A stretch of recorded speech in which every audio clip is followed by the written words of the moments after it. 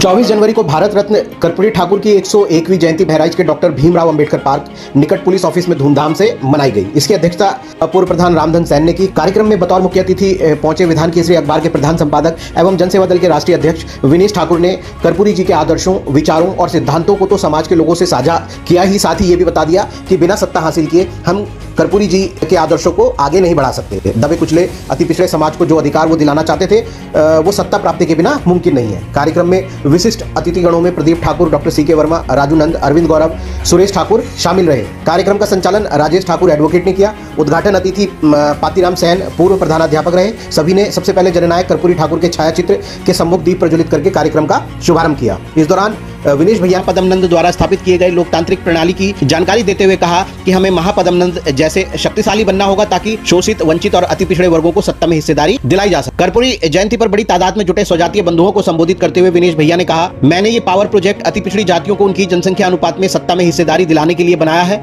आजादी के 78 साल बाद भी पूरे प्रदेश ही नहीं देश में 3.5% जनसंख्या होने के बावजूद सैन समाज के लोग आज भी सत्ता से कोसों दूर हैं। उन्होंने कहा, तमाम पार्टियों में सैन समाज के लोग पदाधिकारी हैं, वो पूरी निष्ठा के साथ इन राजनीतिक दलों की सेवा तो कर रहे हैं, लेकिन सांसद, विधायक, मंत्री आज तक नहीं बन पाए। इसी पीड़ा को महसूस करते हुए जनसेवा दल का गठन किया गया है ताकि वर्षों से उत्पीड़न झेलती आ रही सैन समाज सहित समस्त अति पिछड़ी जातियों को उनका अधिकार दिलाया जा सके। उन्होंने कहा कि सैन समाज के लोगों संगठित हो जाओ, आने वाले 2027 के चुनाव में सत्ता में हिस्सेदारी से विनेश भैया के इस कारवां को कोई रोक नहीं पाएगा। राष्ट्रीय उपाध्यक्ष डॉक्टर सी के वर्मा ने भी अपने संबोधन में अति पिछड़े वर्गों को सत्ता में हिस्सेदारी दिलाने की बात कही और सभी से एकजुट होकर मिशन सत्ता में हिस्सेदारी के लिए जुट जाने का आह्वान किया। उन्होंने दावा किया कि यदि सैन सविता नंद समाज एकजुट होकर जनसेवा दल को मजबूत करता है तो हमारा सत्ता में हिस्सेदारी का जो सपना आजादी के 78 सालों में पूरा नहीं हुआ वो 2027 में पूरा हो जाएगा। इसलिए सभी लोग एकजुट होकर विनेश भैया के इस पावर प्रोजेक्ट में तन मन धन से जुट जाओ। प्रदेश अध्यक्ष राजू नंद ने कहा, हम अति पिछड़े वर्ग, सैन सविता, कुमार सैनी आदि को एकजुट होकर जनसेवा दल का सहयोग करना होगा ताकि 2027 में जनसंख्या अनुपात में अपने अपने समाज का विधायक एमपी बनाया जा सके। कार्यक्रम को सीताराम केसरी, विजय San advocate, Maniram Bhargava, Ramniwas, Pragya Thakur, Lakshmi Thakur, Sandeep San, प्रतीक्षा वर्मा, निधि वर्मा आदि लोगों ने भी संबोधित किया। अतिथिगणों में समाजवादी पार्टी के जिलाध्यक्ष रामहर्ष यादव एडवोकेट, परशुराम कुशवाहा, शैलेश सिंह, शालू, आनंद पाल, कृपाराम, अनिल यादव, मनीष सैन, रवि रमनदेव एडवोकेट, सुंदरलाल बौद्ध, विमलेश कुमार, ज्योति पांडे, विनोद वर्मा एडवोकेट समेत सैकड़ों की संख्या में लोगों ने कर्पूरी जी के आदर्शों पर चलकर उनके मिशन को जन जन तक पहुंचाने का संकल्प विनेश भैया द्वारा जनसेवा दल नाम से बनाए गए राजनीतिक प्लेटफॉर्म के माध्यम से लिया। देखिए बहराइच से विधान केसरी डिजिटल की ये रिपोर्ट।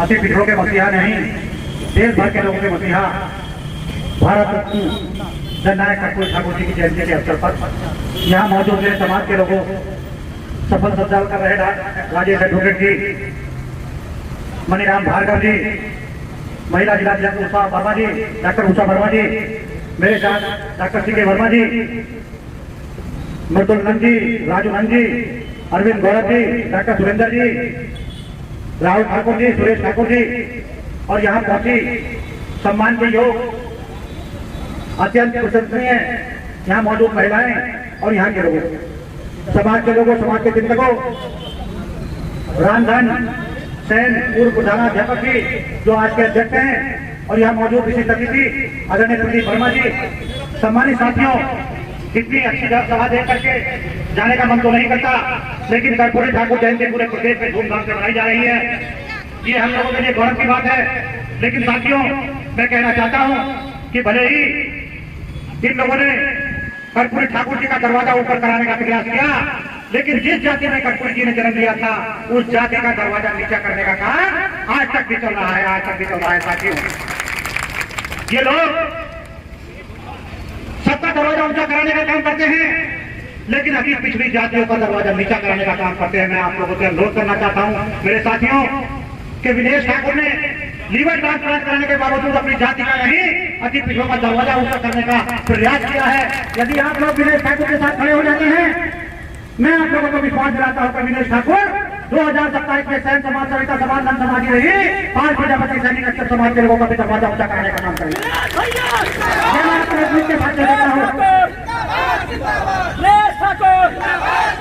हम लोग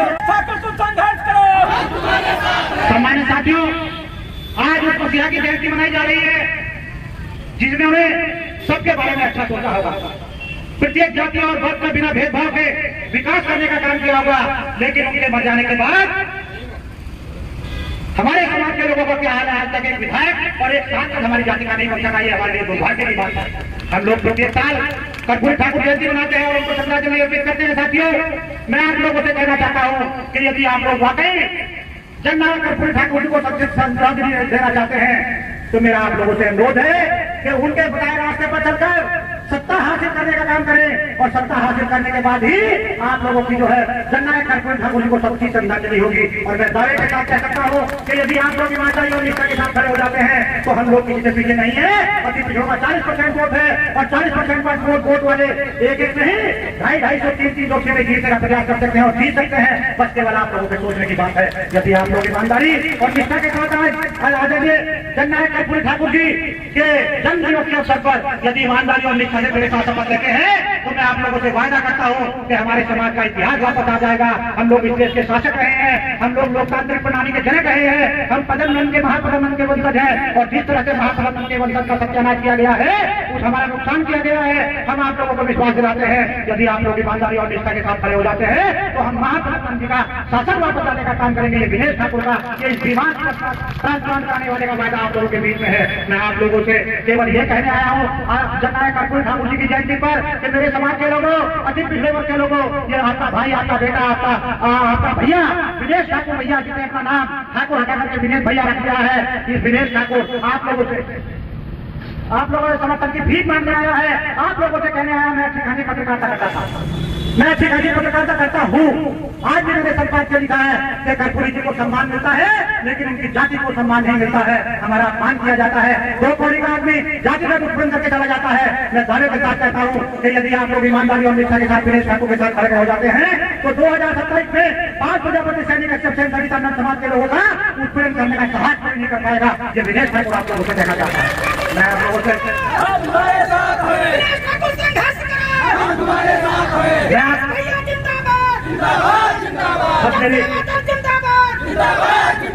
मैं कोई मालदार आदमी नहीं हूँ। अखबार चलाता हूँ, विधान केंद्र मेरा अखबार है। जब मैंने शुरू में प्लान किया था विधान अखबार चलाने का तो उस समय आप लोगों को बता दूं कि मैं एक अखबार वाले के पास कार्ड बनवाने गया। एक अखबार वाले के पास कार्ड बनवाने गया, उसने मुझे जाति का आधार पर लुटका के भगा दिया और कहा कि जाति के लोग भी पत्रकारिता करेंगे। साथियों ने उनसे शपथ ली थी और कहा था बेटा तेरे तो 2-4 पत्रकार होंगे, विनेश ठाकुर के हजारों पत्रकार होंगे। विनेश ठाकुर ने पत्रकार बनाने की फैक्ट्री खोल ली और आज विनेश ठाकुर के 850 पत्रकार उत्तर प्रदेश में नहीं देश भर में काम करते हैं। साथियों, आज विनेश ठाकुर को ये लगा कि विनेश ठाकुर तेरी जाति का एमपी नहीं बन सका है। अब विनेश ठाकुर ने पढ़ लिया है कि विनेश ठाकुर विधायक और सांसद बनाने की फैक्ट्री खोलने जा रहा है। यदि ईमानदारी और निष्ठा के साथ समाज के लोग खड़े हो जाते हैं, अति पिछड़े वर्ग के लोग खड़े हो जाते हैं तो ये विनेश ठाकुर की फैक्ट्री सैकड़ों विधायक बनाने का काम करेगी। ये मेरा आपसे वादा है। मैं आप लोगों से आपको बताना चाहता हूँ कि 30 तारीख को जननायक कर्पूरी ठाकुर जी की जयंती मनाई जा रही है जिसमें मुझे चीफ गेस्ट बनाया गया है और उस कार्यक्रम में ये आपका भाई, आपका बच्चा हेलीकॉप्टर से बीच में जाकर हेलीकॉप्टर से जाकर उस जनसभा को संबोधित करेगा। मैं आप लोगों से अनुरोध करना चाहता हूँ समाज के लोगों, यदि आप लोग वाकई समाज के प्रति चिंतित हैं, वाकई कर्पूरी ठाकुर जी की जयंती मनाना चाहते हैं तो मैं उनके काम को आगे बढ़ाना चाहता हूँ। आप लोग जितना हो सके अपना अपना किराया लगा करके बेटा आइए 30 तारीख में ये विनेश ठाकुर हेलीकॉप्टर से उतरेगा। जैसे अन्य जातियों के लोग उतरते हैं उसी तरह से आपकी जाति का व्यक्ति भी, आपका बेटा, आपका भाई उसी धरती पर हेलीकॉप्टर से उतरने का काम करेगा। मेरी आप लोगों से विनती है, हमारे मसीहा एवं हमारे समाज के कर्णधार भारत रत्न कर्पूरी ठाकुर की चरणों में श्रद्धासुमन अर्पित करते हुए उनको प्रणाम करता हूं। साथ में